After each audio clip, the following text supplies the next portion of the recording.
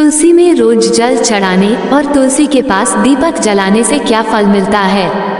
एक बार की बात है, देवी सत्यभामा भगवान श्री कृष्ण के पास आती है और उनसे पूछने लगती है, हे स्वामी, आप नित्य तुलसी को जल देते हैं और देवी रुक्मणी नित्य तुलसी के पास दीपक जलाती है, इसके पीछे क्या रहस्य है? कृपया आप मुझे तुलसी को जल देने और तुलसी के पास दीपक जलाने का महत्व सुनाइए। भगवान श्री कृष्ण कहते हैं, हे देवी सत्यभामा, तुमने अत्यंत महत्वपूर्ण प्रश्न किया है। देवी तुलसी लक्ष्मी का ही अवतार है।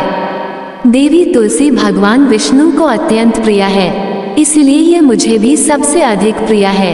मासों में कार्तिक और वनस्पतियों में मुझे तुलसी प्रिय है। जो भी मनुष्य तुलसी को जल देता है, उस पर मेरी कृपा सदैव बनी रहती है। जो भी मुझे तुलसी पत्र डालकर भोग चढ़ाता है, मैं उसे प्रेम से स्वीकार करता हूँ। तुलसी पत्र के बिना मैं किसी भी प्रकार का भोग स्वीकार नहीं करता हूँ। हे देवी, अब मैं तुम्हें तुलसी को जल देने और तुलसी के पास दीपक जलाने का महत्व सुनाता हूँ, इसीलिए तुम इस कथा को ध्यान से सुनो। जो भी स्त्री इस कथा को ध्यान से पूरा सुनती है, वह सदा सुहागन रहती है। उसके घर में सुख समृद्धि आती है और दरिद्रता का नाश होता है। देवी सत्यभामा कहती है, हे स्वामी, मैं इस कथा को ध्यान से पूरा सुनूंगी, कृपया आप मुझसे वह कथा कहिए। तब भगवान श्री कृष्ण देवी सत्यभामा को वह कथा सुनाने लगते हैं। भगवान श्री कृष्ण कहते हैं, हे देवी, मध्य देश में श्याम शर्मा नाम का एक वैश्य अपनी पत्नी के साथ रहा करता था। वैश्य के पास किसी चीज की कोई कमी नहीं थी।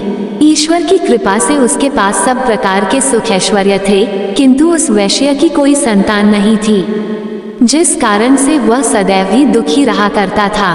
उसे वैद्य ने संतान प्राप्ति के लिए कई उपाय बताए। उसने दान धर्म किया, अनेक प्रकार के वैद्य भी बुलाए, उनसे नाना प्रकार के उपचार भी किया, किंतु फिर भी उसे कोई संतान नहीं हो रही थी। फिर एक दिन वो वैश्य महामुनि वशिष्ठ जी से मिलने के लिए उनके आश्रम पर जाता है। मुनि वशिष्ठ श्याम शर्मा का स्वागत करते हैं और कुशल मंगल पूछते हैं। तब वो श्याम शर्मा मुनि वशिष्ठ जी से कहता है, हे मुनिवा, मैं अत्यंत दुखी हूँ, मेरी कोई संतान नहीं है और संतान के बिना मेरा उद्धार कैसे होगा। मैंने संतान प्राप्ति के लिए अनेक उपाय भी किया, किंतु मुझे संतान नहीं हो रही है। कृपया आप ही बताइए कि मुझे किस कारण से पुत्र की प्राप्ति नहीं हो रही है। क्या मुझसे जाने अनजाने में कोई पाप हुआ है? तब मुनि वशिष्ठ जी अपनी दिव्य दृष्टि से श्याम शर्मा के पूर्व जन्म के बारे में जान लेते हैं। वशिष्ठ जी कहते हैं, हे वत्स, पिछले जन्म में तुम्हारे द्वारा घोर पाप हो गया था, इस कारण से तुम्हें इस जन्म में संतान सुख प्राप्त नहीं हो रहा है। श्याम शर्मा कहता है, हे मुनिवर, कृपया मुझे बताइए, पिछले जन्म में मुझसे कौन सा पाप हुआ था और उस पाप से मुक्त होने के लिए मुझे कौन सा उपाय करना चाहिए। वशिष्ठ जी कहते हैं, हे वत्स, पिछले जन्म में तुमने जो अपराध किया था उसके विषय में सुनो। पिछले जन्म में तुम एक अहंकारी वैश्य थे। तुम्हारा जन्म धनवान कुटुंब में हुआ था। तुमने पिछले जन्म में एक गाय को अत्यंत दुख दिया था। एक दिन एक गाय भूख और प्यास से व्याकुल होकर तुम्हारे द्वार पर आई थी, किंतु तुमने उस गाय को न रोटी खिलाई, न चारा खिलाया और न ही उसे जलपान कराया। तुमने बड़ी ही निर्दयता से उस गाय को अपमानित करके घर से निकाल दिया। उस गाय ने अभी अभी बछड़े को जन्म दिया हुआ था और भूख से व्याकुल होने के कारण वह गाय वहीं पर मूर्छित होकर गिर पड़ी और उस दिन वह अपने बछड़े को दूध नहीं पिला पाए, इसीलिए इस गाय ने तुम्हें श्राप दे दिया था। इस गाय के श्राप के कारण तुम्हारी ऐसी दुर्दशा हुई है। उस गाय के श्राप के कारण तुम्हें इस जन्म में संतान नहीं हो रही है। वशिष्ठ जी की बात सुनकर उसे श्याम शर्मा को बड़ा दुख हुआ और वह स्वयं को कोसते हुए कहने लगा, हाय, यह मैंने क्या किया। एक बेचारी दुखी गौ माता की सेवा नहीं की। मैंने बहुत बड़ा अपराध किया है और उसी का दंड मुझे भोगना पड़ रहा है। श्याम शर्मा वशिष्ठ जी से कहता है, हे मुनिवा, मुझे बहुत बड़ा अपराध हुआ है। अब मैं इस पाप का प्रायश्चित कैसे करूं? कृपया आप ही मुझे मार्गदर्शन कीजिए। मैंने जो पाप किया है उससे मुक्ति का कोई तो उपाय अवश्य होगा। मैं अपना सब कुछ देकर उसे पाप का प्रायश्चित करूंगा। कृपया आप ही कोई उपाय बताए, मुझे संतान प्राप्ति कैसे हो सकती है, क्योंकि शास्त्र कहते हैं पुत्र के बिना मनुष्य का उद्धार नहीं हो सकता। तब मुनि वशिष्ठ कहते हैं, हे वत्स, इस पाप का एक ही उपाय है, तुम पुत्र प्राप्ति के लिए पुत्रेष्ठ यज्ञ करो। इसी यज्ञ के फल स्वरूप तुम्हें संतान की प्राप्ति होगी। इस यज्ञ को संपन्न करके तुम ब्राह्मण को भोजन कराओ, वस्त्र और गाय का दान करो, तभी तुम्हें इस पाप से मुक्ति मिलेगी। तब श्याम शर्मा वशिष्ठ जी को धन्यवाद देते हुए कहता है, हे मुनिवा, आपका कोटि कोटि धन्यवाद। मैं आपके कहे अनुसार अवश्य ही पुत्रेष्ठ यज्ञ करूंगा और ब्राह्मणों को गायों का दान करूंगा। इतना कहकर वह श्याम शर्मा शीघ्रता से अपने घर पर लौट आता है और अपनी पत्नी को सारी हकीकत सुनता है। फिर वे दोनों ही पुत्रेष्ठ यज्ञ की तैयारी करते हैं। अनेक ऋषि मुनियों को निमंत्रण देकर वह श्याम शर्मा पुत्रेष्ठ यज्ञ संपन्न करता है और उन ऋषि मुनियों तथा ब्राह्मणों को गाय का दान करता है। यज्ञ के संपन्न होने के पश्चात यज्ञ की आग से अग्निदेव प्रकट होते हैं और उस श्याम शर्मा से कहते हैं, हे श्याम शर्मा, आज तुम्हारा यज्ञ सफल हुआ है। तुमने पुत्र प्राप्ति के लिए ये यज्ञ किया था, इसीलिए तुम्हें मेरी कृपा से एक पुत्र की प्राप्ति होगी, किंतु तुम्हारे पुत्र की आयु केवल 18 वर्ष की ही होगी और 18 वर्ष समाप्त हो जाने के पश्चात तुम्हारे पुत्र की मृत्यु हो जाएगी। इतना कहकर अग्निदेव अंतर्ध्यान हो जाते हैं। पुत्रेष्ठ यज्ञ करके और अग्निदेव से पुत्र का वरदान प्राप्त करके वह श्याम शर्मा बहुत प्रसन्न तो हुआ, किंतु उसे बड़ा दुख भी हुआ। श्याम शर्मा ने सोचा, पुत्र न होने से अच्छा है कम-आयु वाला पुत्र ही ठीक है। फिर वह पहले की तरह अपने कार्य में लगा रहा। कुछ ही दिनों के पश्चात उसकी पत्नी ने गर्भ धारण किया।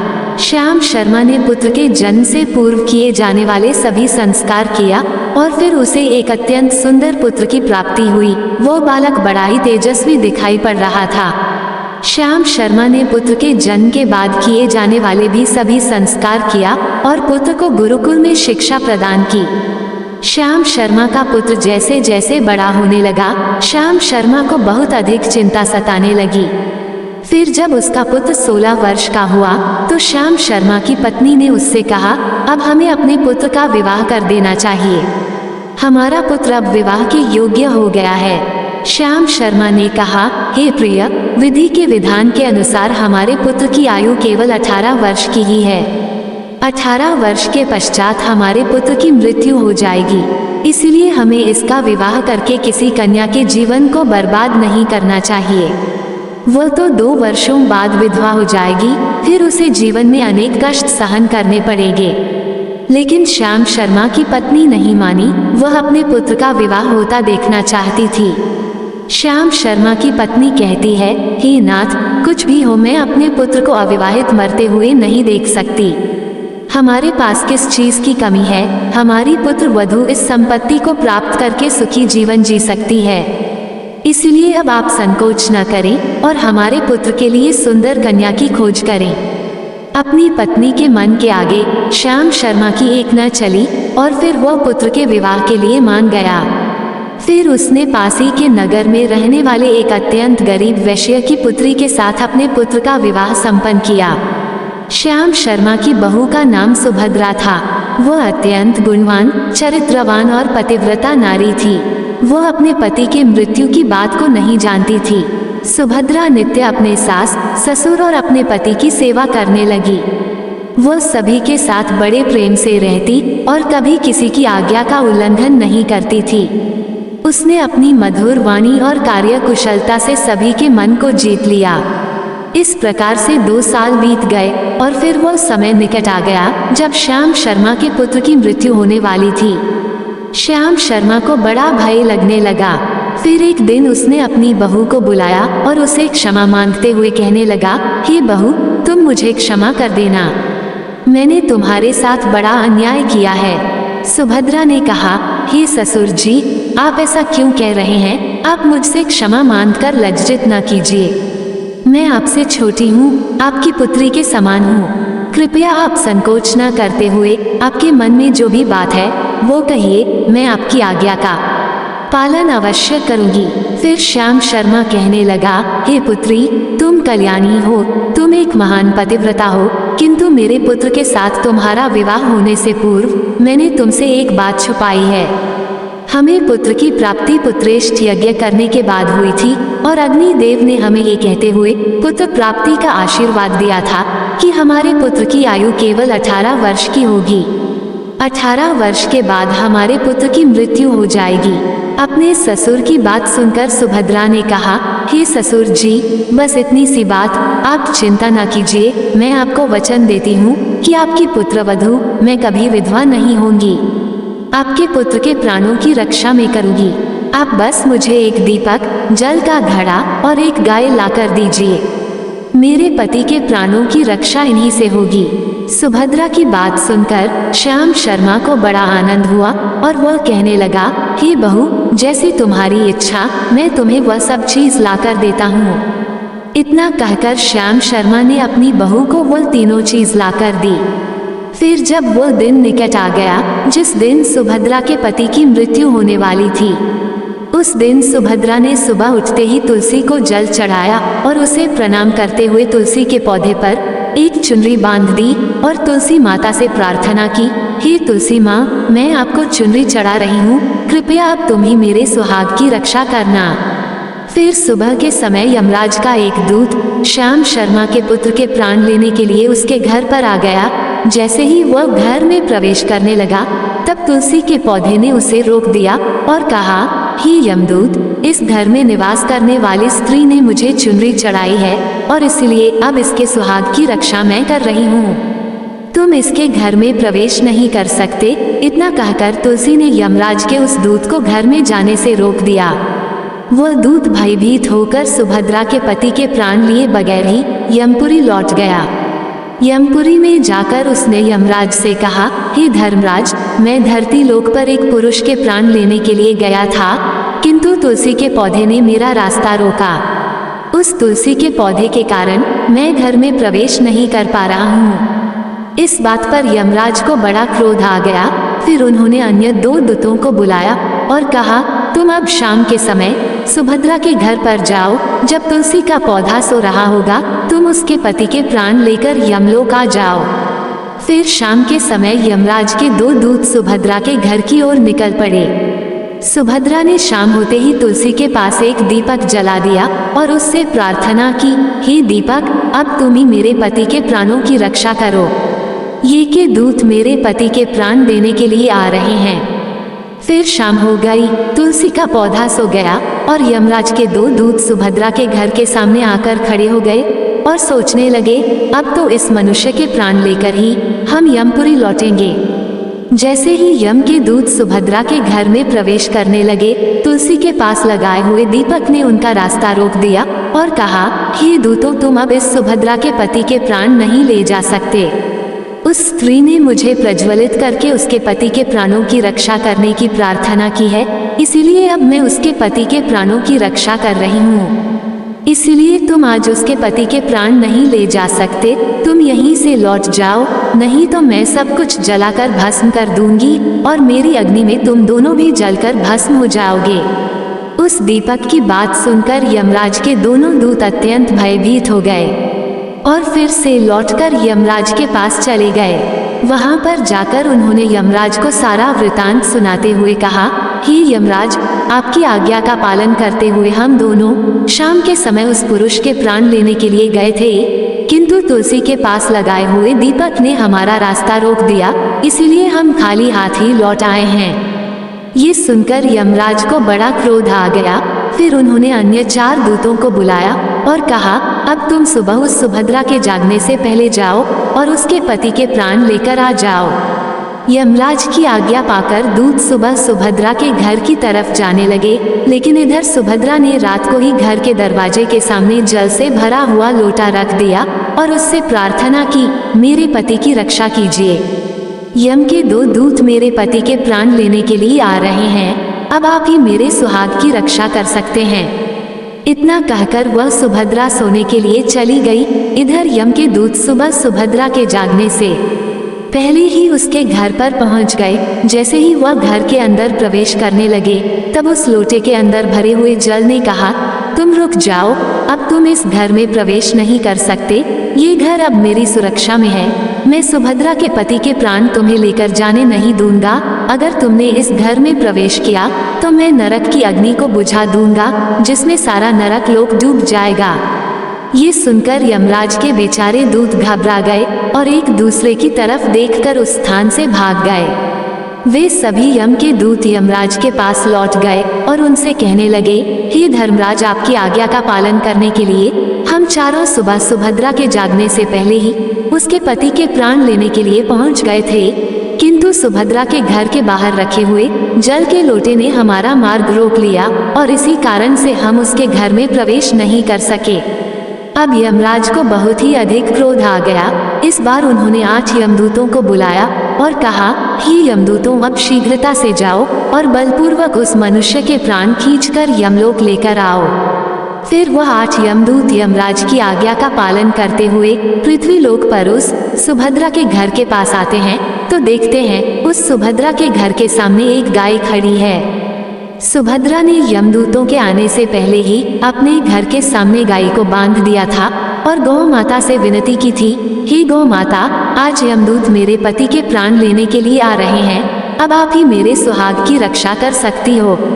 हे गौ माता, मैं आपकी शरण में आई हूँ, कृपया मुझे विधवा होने से बचा लीजिए। उस गाय ने कहा, हे पुत्री, तुम चिंता मत करो, तुम्हारे पति के प्राणों की रक्षा मैं स्वयं करूंगी। मेरे होते हुए यम के दूत तुम्हारे घर में प्रवेश नहीं कर पाएंगे, इसलिए तुम चिंता से मुक्त होकर घर में अपने पति की सेवा करो। फिर जैसे ही वे यमदूत घर के अंदर प्रवेश करने के लिए आगे बढ़ते हैं, तब वो गाय उन्हें रोक देती है और कहती है, इस घर में तुम लोग प्रवेश नहीं कर सकते, इस घर की रक्षा मैं कर रही हूँ। मेरे रहते कोई भी इस घर के अंदर प्रवेश नहीं कर सकता। यदि तुमने घर के अंदर प्रवेश करने का प्रयत्न किया तो मैं तुम सभी को श्राप दे दूंगी। अगर तुम्हें इस घर के अंदर प्रवेश करना है तो तुम्हें पहले मेरे प्राण लेने पड़ेंगे और तुम सभी को गौहत्या का पाप लगेगा, जिसका कोई प्रायश्चित नहीं है। वहां पर उपस्थित सभी यमदूत गाय के द्वारा श्राप देने की बात सुनकर भयभीत हो गए।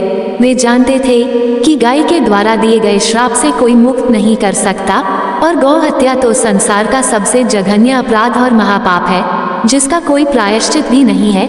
इसीलिए वे सभी वहां से लौटकर यमराज के पास चले गए। यमपुरी जाकर उन यमदूतों ने यमराज को सारा वृतांत सुनाते हुए कहा, हे धर्मराज, उस सुभद्रा के पति के प्राणों की रक्षा एक गाय कर रही है।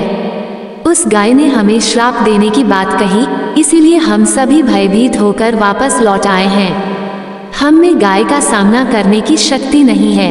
उन यमदूतों की बात सुनकर यमराज आग बबूला हो गए और स्वयं भैंस पर सवार होकर पृथ्वी लोक की ओर निकल पड़े। यमराज अपने भैंस पर सवार होकर उस सुभद्रा के घर के पास चले आते हैं। यमराज को अपने घर के सामने खड़ा हुआ देखकर सुभद्रा भयभीत हो जाती है और जल्दी से आकर यमराज के चरण स्पर्श करके उन्हें नमस्कार करती है और उनकी स्तुति करने लगती है। हे यमराज, आप तो तीनों लोगों के प्राणियों पर कृपा करने वाले महान देवता है। इस संसार के समस्त प्राणियों के पाप और पुण्य का लेखा जोखा आप अपने पास रखते हैं। हे न्याय के देवता धर्मराज, मैं सत्य धर्म का पालन करने वाली पतिव्रता स्त्री हूँ। मैं आपको बारंबार नमस्कार करती हूँ, कृपया मुझे आशीर्वाद दीजिए। सुभद्रा के द्वारा की गई स्तुति से यमराज अत्यंत प्रसन्न होते हैं और उसे अनजाने में ही सदा सुहागन रहो ऐसा कहकर आशीर्वाद देते हैं। फिर जब यमराज सुभद्रा के पति के प्राण ले जाने के लिए आगे बढ़ते हैं तो सुभद्रा कहती है, हे धर्मराज, आपने अभी मुझे सदा सुहागन रहने का आशीर्वाद दिया है और अब आप मेरे पति के प्राण लेने जा रहे हैं। इससे तो आपका आशीर्वाद झूठा साबित हो जाएगा। ये सुनकर धर्मराज रुक जाते हैं और सुभद्रा की ओर देखकर मुस्कुराने लगते हैं। सुभद्रा के निर्मल हृदय और अपने पति के प्रति समर्पण भाव को देखकर यमराज अत्यंत प्रसन्न होते हैं। सुभद्रा की ओर देखकर यमराज कहते हैं, हे पुत्री, आज तुमने साक्षात मृत्यु को ही पराजित किया है। मैं तुम्हारे पतिव्रत धर्म से अत्यंत प्रसन्न हूँ। अब मैं तुम्हारे पति के प्राण छोड़ देता हूँ। तुम्हारी जो भी मनोकामना है वो मुझसे मांग लो। तब सुभद्रा ने कहा, हे धर्मराज, मैं अपने पति के लिए 100 वर्ष की आयु मांगती हूँ। मेरे लिए मेरे पति ही परमेश्वर है। मैं अपने पति को छोड़कर जीवित नहीं रह सकती, इसीलिए आप मुझे यही वरदान दीजिए। तब यमराज प्रसन्न होकर कहते हैं, तथास्तु हे कल्याणी, आज से जो भी स्त्री अपने घर के सामने तुलसी का पौधा लगाती है, तुलसी के पास शाम को दीपक जलाती है, जिस घर के सामने गाय बंधी होती है, और जो स्त्री अपने घर के सामने जल का लोटा रखती है, उसके घर में कभी मेरे दूत प्रवेश नहीं करेंगे। इतना कहकर यमराज उस स्थान से अंतर्ध्यान हो जाते हैं। भगवान श्री कृष्ण कहते हैं, हे देवी, इस प्रकार से उस सुभद्रा ने अपने पतिव्रता धर्म का पालन करके उसकी मृत्यु को टाल दिया था। इसीलिए जो भी स्त्री अपने घर के सामने तुलसी का पौधा लगाती है, रोज शाम को तुलसी के पास दीपक जलाती है, उसके घर में मृत्यु प्रवेश नहीं करती है। जिस घर के सामने गाय बंधी होती है, उस घर में कभी दुख दरिद्रता नहीं आती है। जो स्त्री अपने घर के सामने जल से भरा हुआ लोटा रखती है, उसके घर में कभी शोक नहीं होता है। तो दोस्तों, इस प्रकार से भगवान श्री कृष्ण ने देवी सत्यभामा को तुलसी के पास दीपक जलाने का महत्व सुनाया। जय श्री कृष्ण। दोस्तों, आपको ये कथा कैसी लगी कृपया कमेंट करके जरूर बताएं। वीडियो पसंद आया हो तो लाइक करें, कमेंट में जय श्री कृष्ण अवश्य लिखें, और ऐसी ही और भी बहुत सारी कहानियों को सुनने के लिए चैनल को सब्सक्राइब जरूर करें। धन्यवाद।